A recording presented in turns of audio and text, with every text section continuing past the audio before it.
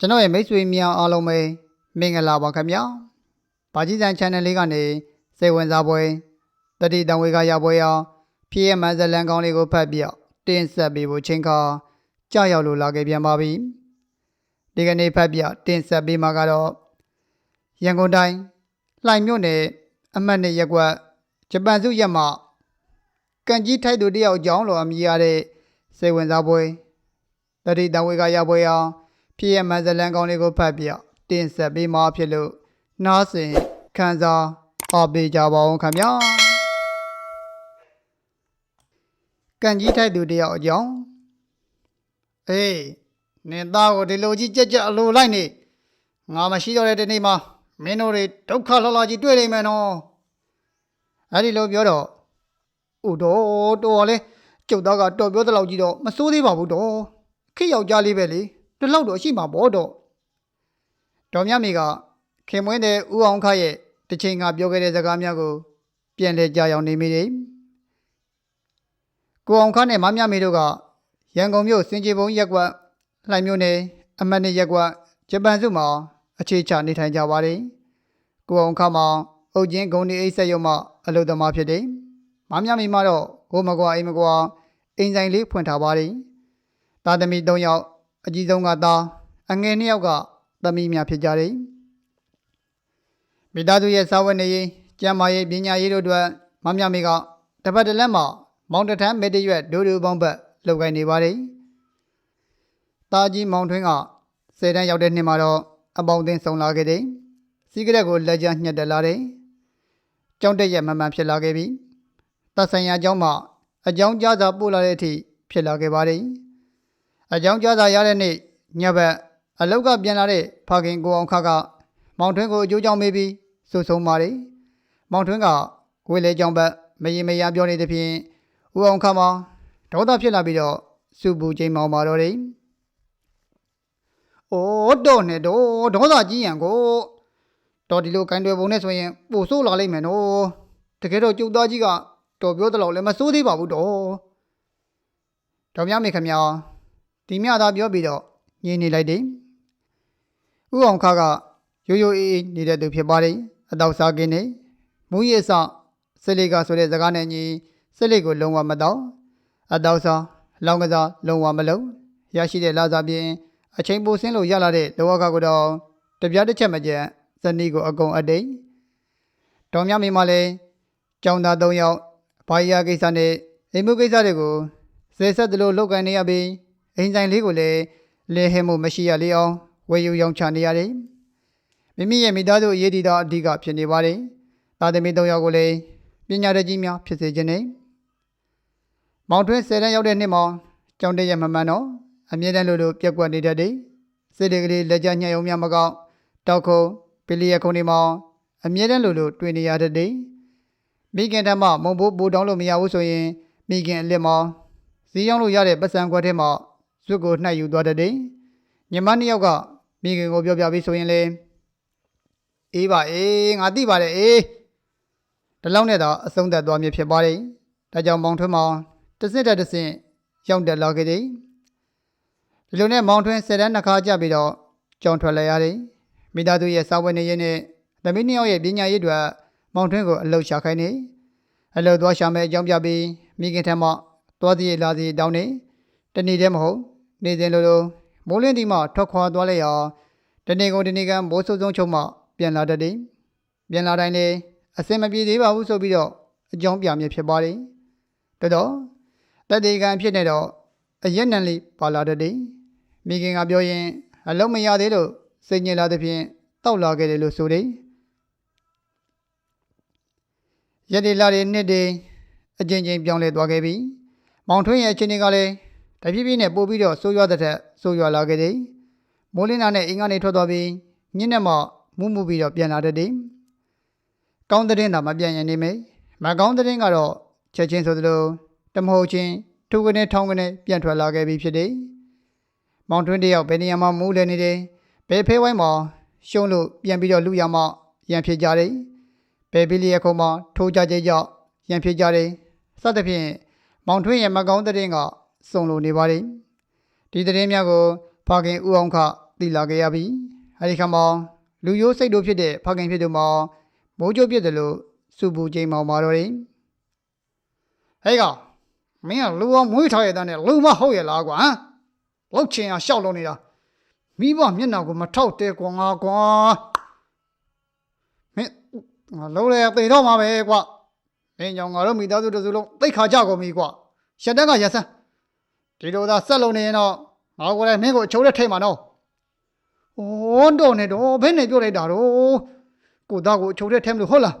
လူကြားလို့မှမကောင်းပါတော့အေးကြားလို့ကောင်းကောင်းမကောင်းကောင်းထဲတဲ့ရင်တော့ထဲရမှာပဲကွာဒါတွေကနင့်ကြောင့်သိရလားမိရတကကာစီလုံးနေကြတော့ဒီလိုဖြစ်ရတာကွာဖေရလဲဗျာခုခေတ်လူငယ်တွေကဒီလိုကြီးပါပဲဗျဒါခေတ်အဖေရဒါခေတ်အဲ့ဒါအပြည့်လားဗျဘာကွာအဲ့ဒါအပြည့်ပဲဟဲ့အောင်သူမြောက်ကိုဆွဲမထဲနဲ့နော်အေးမင်းရဲ့အချို့ကအမြန်ဆုံးပြင်နော်ဦးအောင်ခကွယ်လွင်ဆုံးပါပြီးကြတဲ့ကငကိုစားရှိထားပြီးဖြစ်တဲ့မောင်ထွန်းကနှကိုင်းထွက်လာပြီးရက်ကြော်ရွာကြော်ဖြစ်လာခဲ့တယ်မူးတွေမိုက်တွေကျန်းတွေရန်တွေထီမထင်သဖြင့်အစိုးမှန်သမျှထိတ်ကောင်းဖြစ်လာခဲ့ပါတယ်မောင်ထွန်းရဲ့စိုးပြစ်မိုက်ပြစ်ပြဿနာတို့ကိုတော်မြမေခမြောင်မျက်ရည်ဆန်းဆန်းနဲ့လိုက်လံဖြေရှင်းနေရတယ်တစ်ဖက်သားကိုကျင်းနဲ့အောင်တောင်းပန်ရတယ်စေဘိုးဘွားကပံ့ပိုးပေးရတယ်အချင်းချင်းခါခါကြာလာတဲ့အခါမှာတော့စိတ်မောကိုမောဖြစ်ခါကျမ်းမာရေးတောင်ထိခိုက်လာခဲ့ပြီဒါကြီးရဲ့အမေတို့သားမိ၃ယောက်ကိုတနာပါဦးကွယ်ပြီးတော့မင်းနှမလေးတွေကလည်းပညာလည်းလေးတွေဖြစ်ကုန်ပြီသူတို့ရဲ့တိတ်ခါကိုလည်းကြည့်ပါဦးသားရဲ့ဟာယာသူတို့တိတ်ခါတဲ့ကျုပ်ကြက်ရကျုပ်လှုပ်ချင်တာဗျလှုပ်မှာပဲဗျာတော်များမိဖို့တိုက်ပြင်းချယုံကလွဲလို့ဘာသူဘာမှမတတ်နိုင်မိခင်ခံစားနေရသောဝေဒနာကိုခွဲဝေခံစားနားလေတဲ့သမီးနှစ်ယောက်ကနှစ်သိပ်ပြီးဖတ်တွဲထားတယ်အမေရဲ့ပြောမနေပါနဲ့တော့စိတ်လျှော့လိုက်ပါတော့အမေရဲ့အမေကြမကြီးကလည်းတိတ်ကောင်းတာမဟုတ်ဘူးနော်အမေသတိထားအောင်လို့တော်ပြမေဟာဒါကိုအလုပ်လုပ်ရန်လည်းမပြောတော့မတော့ပါမစားပါနဲ့လည်းမပြောတော့အလောင်းကစားတွေမလုပ်ပါနဲ့ဆိုပြီးတော့လည်းမပိတ်ပင်တော့သူသဘောနဲ့သူဆိုပြီးတော့ဒါမတိကျိုးကျွင်လွှတ်ထားလိုက်ပါတော့တယ်မောင်ထွန်းနဲ့ပတ်သက်လို့တော်မြမေတို့တာမေ၃ယောက်ဖို့စိတ်အေးချမ်းမှုမရနိုင်သေးပါဖဲနဲ့ဘီလီယခုံရှုံလာပြီဆိုရင်ပဲဖြစ်ဖြစ်တောက်ဖို့စားဖို့ငွေကြီးပြက်လာရင်ပဲဖြစ်ဖြစ်မိခင်စီကိုဥလဲလာမည်ဖြစ်တယ်မိခင်တော်မြမေရဲ့မဖြစ်ညစ်ကျဲဆိုင်ကလေးမှာရောင်းချလို့ရတဲ့ငွေများကိုလူရဲ့ယူငင်တတ်တယ်ဆိုင်မှာရှိတဲ့ပစ္စည်းတွေကိုလည်းဖျက်ဆီးတတ်တယ်မိခင်ကြီးနဲ့နှမနှစ်ယောက်ကိုလည်းရိုက်မဲပုံမဲတကယ်ကရန်ရှာလာပါတယ်ဂုံဂုံပြောရရင်တော့စေဟာဆူဟာနဲ့ဘဝင်းကျင်တရက်ကွက်လုံးတရွာလုံးမကြမ်းဝဲမနာသာစိတ်မချမ်းသာတဲ့အထိဖြစ်လာခဲ့ရပါပြီမောင်တွင်နင်ကလေလုံးဝမဟုတ်တော့ဘူးနော်ငါကိုဒီလိုကြီးကြက်ကြက်စောကားကြက်ကြက်ရန်ရှာတနေ့ကန်ကြီးထလိုက်မယ်နော်သိလားဩထိုက်ဗျာကန်ကြီးမကလို့မြေကြီးပဲထိုက်ပင်လေကြီးပဲထိုက်ကျုပ်လုံးဝဂရုမစိုက်ဘူးကျုပ်လိုချင်တာရရင်ပြီးရောဗျာကျုပ်လိုချင်တော့ပေးသမ်းပါဗျာမောင်ထွန်းကပြောဆိုဆိုနဲ့မိခင်ကြီးရဲ့ဆိုင်လေးကနေရောင်းလို့ရတဲ့ငွေအလုံးကိုမိခင်ကြီးကိုတွင်းလှည့်ပြီးတော့လူယူကောင်တကြီးတရိုင်နဲ့ထွက်ခေါ်သွားပါတယ်တော်မြမေမှာတော့မျက်ရည်ကြယုံကလွဲလို့ဘာဆိုဘာမှမတတ်နိုင်ရှာတော့ပါမနက်စောစောဈေးဆိုင်ဖွင့်ရန်ပြင်ဆင်နေတဲ့အချိန်ရက်ွက်ထဲကမိသက်ရဲဘော်တယောက်ရောက်လာပြီးပြို့အတော်ကြီးဒါမောင်ထွန်းစုံမိတဲ့ဗျတော်မြမေကောင်ကိုမိုးကြိုးပစ်ခံလိုက်ရတဲ့ကဲ့သို့တုံလို့ချောက်ချသွားပါတယ်ဆိုင်ခင်းရန်ကင်ထားတဲ့ပစ္စည်းများတော့လက်ကတည်းလွတ်ကြကုန်နေအဝတ်စားဘိုဒီဘတ်ဒီနဲ့ဆိုင်ဘော်ကနေဆင်းပြီးလာခေါ်တဲ့မိသက်ရဲဘော်ရဲ့နောက်ကနေအပြေးလွှားလေးလိုက်သွားခဲ့တယ်မောင်ထွန်းတေဆုံးတဲ့နေရာကိုရောက်ရင်ရောက်ချင်းမှာပဲတော်မြမေမြင်လိုက်ရတဲ့မြင်ကွင်းကလည်းဆိုးရွာလာပါပြီပြီးခဲ့တဲ့မိနစ်ညအိုးပိုင်းကမောင်ထွန်းကမိခင်တော်မြမေထန်းကတဏိတာရောင်းချလို့ရတဲ့ငွေတွေအလုံးကိုလူရဲ့ယူငင်ထွက်သွားရအောင်တစ်ဖက်ရက်ွက်ကိုကူတန်းသွားတဲ့ချောင်းကူတရာငယ်လေးကိုရောက်လာခဲ့ပါတယ်ချောင်းကူတရာဟာကျင်းကလည်းကျင်းကင်တွေရန်လက်ရန်ကလည်းမရှိပါမောင်ထွန်းတရားပေါ်ကဖြတ်သွားရမှမူးမှုနဲ့မိမိရဲ့ခန္ဓာကိုယ်ကိုမထိန်နိုင်မေချောင်းထဲကိုချိုးကျသွားခြင်းဖြစ်ပါတယ်ချောင်းထဲမှာရေကခက်ဆက်ဆက်သာရှိတယ်သို့တော့ရွှင်တွေများမှာလူကြီးရဲ့ပေါင်းလက်မကခါတမြရှိတယ်အမိုးလွင်နေတဲ့မောင်ထွန်းက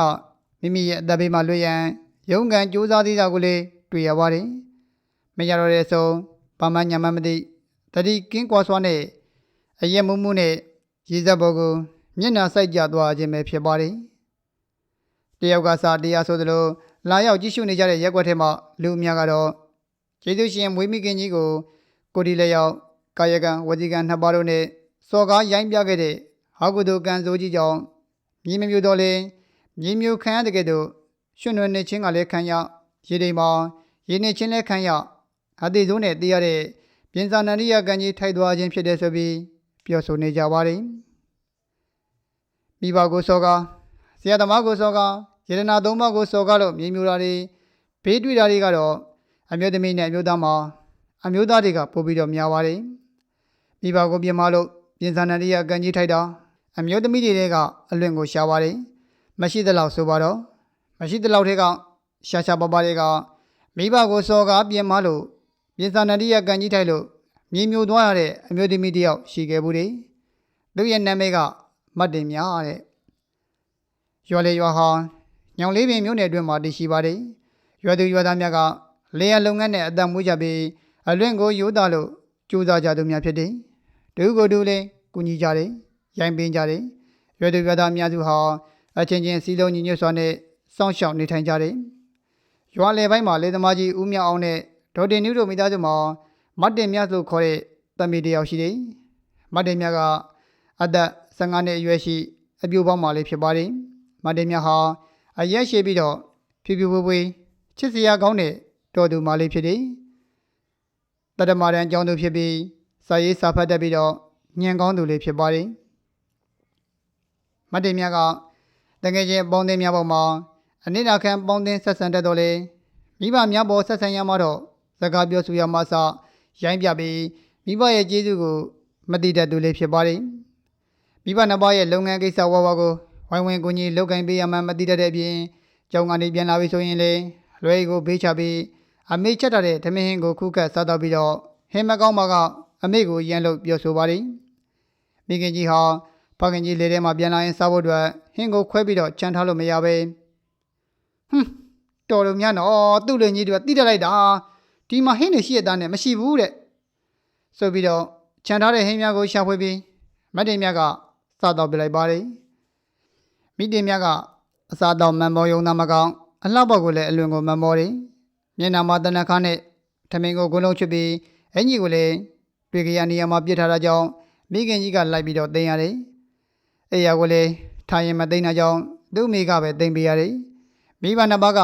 မိတင်မြတ်ကိုခက်ခက်ခဲခဲအသက်လူပြီးမွေးကြရတဲ့ဖြင့်တူဒီတော်သမီးလေးကိုအလိုလိုက်ခဲ့တော့လေအမိုက်စော်ကားခဲ့သူဖြစ်ပါတယ်ဒေါက်တင်နုဟာ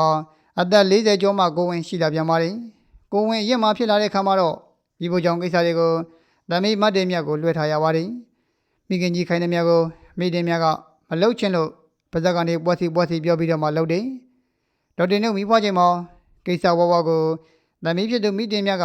အားလုံးလောရတဲ့ဖြင့်ဒေါသဖြစ်ပြီးတော့မကြေမနက်ဖြစ်နေပါတယ်ကြောင်ပြတ်တာကြောင့်လည်းပို့ပြီးတော့ဒေါသဖြစ်နေတယ်ဒေါက်တင်နုဟာသားငယ်လေးမွေးဖွားပြီးတော့မကြမ်းမှလို့ညနေစာဆိုင်ရအတွက်သမီးဖြစ်သူကိုခံရတယ်ဖခင်ကြီးကလည်းဖျားနေလို့စံပြုတ်ပေးရန်သမီးကိုခံရပြန်နေသမီးဖြစ်သူဟာစံစင်းနေရမှအမေခိုင်းတာကိုမလုပ်ချင်တဲ့ဖြင့်စံအိုးကိုပြစ်ချပြီးတော်တော့လှုပ်ကြည့်ပဲကိုလင်နေမကောင်းတာပြုစုခြင်းနဲ့ဆိုရင်ကိုယ့်ဟာကိုပြုစုပါလားလို့ကျမကဖခင်ကိုအခန်းလင်လုပ်ပြီးပြုစုနေရမှာလားအဲ့လိုပြန်ပြီးတော့ပြောပါတယ်သမီးမတင်မြတ်ဟာမကြဝဲမနာသာစကားကိုပြောပြီးတော့မိခင်ကိုရန်လုပ်ပြီးဆူဆောင်နေပါတယ်မိခင်ကြီးကဒေါသဖြစ်လို့မိဖို့ကန်တွင်ကိုထသွားပြီးမိတင်မြတ်နင်ဘလို့စကားမျိုးပြောတာလဲအဖေနဲ့မိကိုလည်းစော်ကားပြမှားလိုက်တာနော်ငါမွေးရရုံမနှက်လိုက်တာထုတ်ခဲ့တယ်ပြောပါတယ်အမလေးတော်တို့ဘာသာမနေနိုင်လို့ကမြင့်ပြီးဟဲ့တင်မြတ်ငါသမီးဖြစ်ပါဟဲလို့ဆူတောင်းပြီးရလို့လားပြောပါဦးထုတ်ခဲ့တယ်ပြောပါတယ်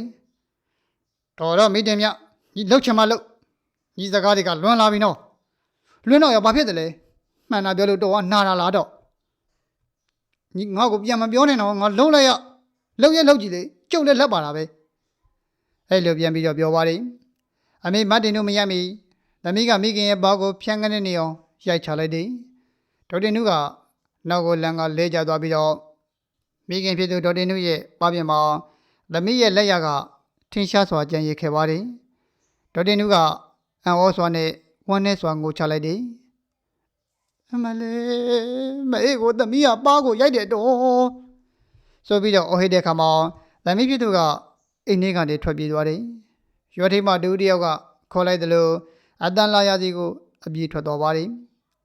မိတင်မြတ်ကအိမ်ကျိုးအိမ်ချောင်းလမ်းကျိုးလမ်းကြားနဲ့စူတောင်ပြေဖျားဝန်းတွေမှာခုံမြန်ကျော်လွှားဖြတ်ပြေးသွားတယ်မတင်မြတ်ပြေးလာတာကိုရွာသူရွာသားတွေကတွေ့လို့မိတဲ့ခါမှာရန်လုတ်သွားပြီးတော့လေကွက်များရှိရကိုဆက်ပြေးသွားပါတယ်ရေကန်ကြီးနီးလေတကွက်မှာမိတင်မြတ်ကခလုတ်တိုက်ပြီးတော့လဲကျသွားခဲ့ရတယ်အရှိန်နဲ့ပြေးလာသဖြင့်လေးဘက်ထောက်လျက်မသက်မသာလဲကျသွားခြင်းဖြစ်ပါတယ်အဲ့ဒီချိန်ကစပြီးတော့မိတင်မြတ်ထားလို့မရတော့ပါရေကန်ကြီးဘက်ကိုမျက်နှာမူပြီးလက်နှစ်ဖက်ထောက်လျက်ကုန်းကုန်းကြီးဖြစ်နေလို့ရွာတွေကကောက်ဆိုင်ပြန်လာတဲ့သူတွေကဟဲ့မိတင်မြဘာဖြစ်တာတော့အဲ့လိုလှမ်းပြီးတော့မေးကြတာကိုဘာပဲလုပ်လို့တော်လုံးနဲ့ဘာဆိုင်လို့တော့သွားကြကြုံတော့မလာကြနဲ့ထို့ကဲ့သို့အော်လွတ်ပါတယ်ကောက်ဆိုင်သမားများကလည်းမိတင်မြအပေါ်ပါသွားလို့ရှက်တာကြောင့်ပြောလွှတ်တယ်လို့ထင်ပြီးပြန်သွားတဲ့အခါမှာတော့တရွယ်လုံးအုပ်ကြက်ဖြစ်နေကြပါတယ်မိတင်မြတော့အမေကိုပါရိုက်ပြီးရေကန်ကြီးတဲ့ခုံချသိမလို့ထွက်ပြေးသွားတယ်ထို့ကဲ့သို့ပြောနေကြပါတယ်ရွာသူရွာသားများကမိတင်မြဒုက္ခရောက်မှဆိုလို့မိဘနှစ်ပါးနဲ့ရွာသားတို့ချုပ်အပြေးလိုက်သွားကြတယ်မိတင်မြကိုတွေ့တဲ့အခါမှာမြေကြီးတွင်းကိုခြေမျက်စိထိကျွံဝင်နေပြီဖြစ်ပါတယ်ညနေဆောင်9နာရီခန့်ချိန်ဖြစ်ပါတယ်လဲရိပ်ပြီးတော့ရိုးပြက်တော်တဲ့မှာဘယ်ချိန်ကလဲကြပြီးဘယ်ချိန်ကစလို့မြေမြုံနေတယ်မသိမိတင်မြနဲ့14 5ခိုင်အကွာမှရိုးပြက်များဟာမီးလောင်ထားတဲ့ကဲ့သို့ဖြစ်နေပါတယ်တပိုတဲ့လာစမ်းစာချိန်မှာမိတင်မြရဲ့တကုတ်လုံးမှာချွေးသီးချွေးပေါင်များနဲ့ဆိုးရွှဲနေတယ်မိတင်မြကအဖေနဲ့အမေပါဝင်ရွာသူရွာသားများအလုံးကိုလေးဘက်ထောက်လျက်ကနေငါနာကိုဘယ်သူမှမလာကြနဲ့တွားကြမလာကြနဲ့အဲ့လိုအော်ထုံနေပါတယ်မိတင်မြအော်နေတဲ့ကြားကပဲဖခင်ကြီးနဲ့ရွာသားတို့ချုပ်ရှေ့ကိုတိုးကပ်သွားကြတယ်မီးလောင်ထားတဲ့ကဲ့သို့ဖြစ်နေတဲ့မြေနားဆက်ကိုခြေချလိုက်တာနဲ့အလုံးကြောက်လန့်ပြီးနောက်ကိုခုံဆုပ်လိုက်ကြတယ်ဟာဘူးတော့ကွာတန်မြိုင်အလုံးအော်လိုက်ကြတယ်မိတင်မြရဲ့ဘေးပတ်လေးမှာမီးလောင်ထားတဲ့ကဲ့သို့မြေကြီးများကမီးဖုတ်ထားတဲ့ကဲ့သို့ပူနေပါတယ်ဘယ်သူမှဆက်ပြီးတော့မတိုးရကြမိဘနှစ်ပါးနဲ့ရွာသားများအလုံးကမိတင်မြမြေမျိုးခံနေရတာကိုနားလည်လိုက်ကြပါပြီအမလေးပူလိုက်တာကဲကြပါဦးအဲ့လိုအဟိနေရှာပါတယ်မိခင်ကြီးကတော့သမီးမိတင်မြသမီးကိုအမေခွန်းလို့ပါတယ်အမေကိုကြော့လိုက်သမီးရဲ့အဲ့လိုအော်ပြောနေတော့လေမိတင်မြရဲ့အတန်းကထွက်မလာတော့ပဲတွင်းညင်သာစွာရှိနေပါတယ်မိတင်မြရဲ့လက်နှစ်ဖက်ကလှုပ်ရှားလို့မရတော့တဲ့အတွက်မိခင်ကြီးကိုမကြော့နိုင်တော့ပဲရေကိုသာတွင်ကြီးတစားစားအော်ဟစ်တောင်းခံနေပါတယ်ကျမသမီးလေးကန်ကြီးထိုင်ပြီးမျိုးမျိုးခံနေရပါတယ်တော့အဲ့လိုမိခင်ကြီးကဝမ်းနေကြီးစွာနဲ့အော်ဟင်ကိုတယ်မိခင်ကြီးကသွေးနှုတ်သားနှုတ်ဖြစ်ပြီးငိုရင်တက်ခါတတိလေသွားတယ်ရွာသားများကဒေါက်တင်ကိုပွေ့ချပြီးရွာထဲကိုပြန်ပို့လိုက်ကြတယ်မိတင်မြကိုအမျိုးမျိုးနဲ့ကဲတရန်ကြိုးစားကြတယ်ကြိုးစားမှုအလုံးမှာအချင်းကြီးဖြစ်ပြီးတော့တစုံတစ်ခုမှမအောင်မြင်ပဲဖြစ်နေရပါတယ်ဖခင်ကြီးနဲ့ရွာသားအလုံးလက်လျှော့ပြီးတော့ထိုင်ကြည့်နေကြရကမိမိတို့ရရပရိတ်တော်များဂုံတော်များကာထာတော်များရွတ်ဖတ်ပေးကြတယ်ရွာသူရွာသားများရွတ်ဖတ်ပေးတဲ့တရားသံများကိုမိတင်မြမကြားနိုင်တော့ပါပြင်းစွာသောဝေဒနာကိုခံစားရင်းနဲ့ပါဇက်ကနေမပြီးမတော့ဝဒဝါသံများနဲ့တော့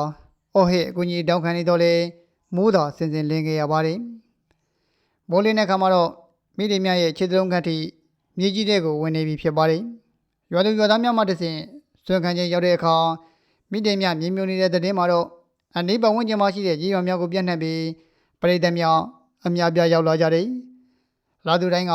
မိတင်မြကိုကြည့်ပြီးတနာနေကြတယ်တချို့ကမကြည့်ရဲလို့ပြန်ပြေးကြပါတယ်ပါခင်ဖြစ်သူမှာမကြည့်ရမမြင်ရနဲ့အတိုင်းမသိပူဆွေးတော့ကကိုခံစားနေကြရပါတယ်မိတင်မြမှာပင်ပန်းကြီးစွာဆင်းရဲဒုက္ခကိုခံစားပြီးမြေမြူခံနေရသည်မှာတရက်ပြီးတရက်ဇက်တိုက်ခံစားနေရတယ် 2 ရက်ခန့်ကြာမှာဒူးစစ်ထိ3 ရက်ခန့်ကြာမှာတော့ခါလဲထိ5 ရက်ခန့်ကြာမှာရင်ကောင်းထိ9 ရက်ခန့်ကြာမှာတော့တကူလုံးစုံစုံမြုပ်ခါအရှင်လက်လက်မြည်မြူခံခဲ့ရပါတယ်ဟုတ်ကဲ့စိတ်ဝင်စားပွဲတတိတံဝေကရပွဲအောင်ပြည်ရမန်ဇလန်ကောင်းလေးနှစ်ပုဒ်ကိုဘာကြီးစံ channel လေးကနေတင်ဆက်ပေးခဲ့တာဖြစ်ပါတယ်အဆုံးထိလိုက်ပါအားပေးနားဆင်ခဲ့တဲ့ကျွန်တော်ရဲ့မိတ်ဆွေတွေကိုအထူးပဲကျေးဇူးတင်ပါတယ်စာတပုတ်ကိုနားထောင်ပြီးတာနဲ့မိတ်ဆွေတို့ရဲ့ထင်မြင်ယူဆချက်တွေကိုညင်တွေးတဲ့နေ့နဲ့ဗီဒီယိုလိုက်တစ်ချက်နှိပ်ပြီး comment မှာဝင်ရောက်ဆွေးနွေးညှင့်ခုန်သွားလို့ရပါတယ်အမနာပါနဲ့မိတ်ဆွေတို့ရဲ့ comment တစ်ကြောင်းချင်းစီတိုင်းကိုကျွန်တော်တင်ဆက်သူကအလေးထပ်ပြီးတော့စာပြန်ပေးနေပါပြီစာဖတ်တာကိုဝါသနာပါပေမဲ့စာဖတ်ဖို့အတွက်အချိန်မပေးနိုင်အလုံးမားတဲ့ကျွန်တော်ရဲ့မိတ်ဆွေတွေအတွက်ပါကြီးစံ channel လေးကနေထူးခြားစမ်းကြဲလှူဝါစမ်းကြဲတဲတဲ့ရင်ပေါ်ပါတာလောကကမ္မီယရမဒန်မူခင်ဖြစ်ရမှန်ဇလန်ကောင်းမြတ်စွာကိုနေ့စမပြတ်ရှာဖွေပြီးတော့မှဖတ်ပြတင်ဆက်ပေးနေပါပြီခင်ဗျာ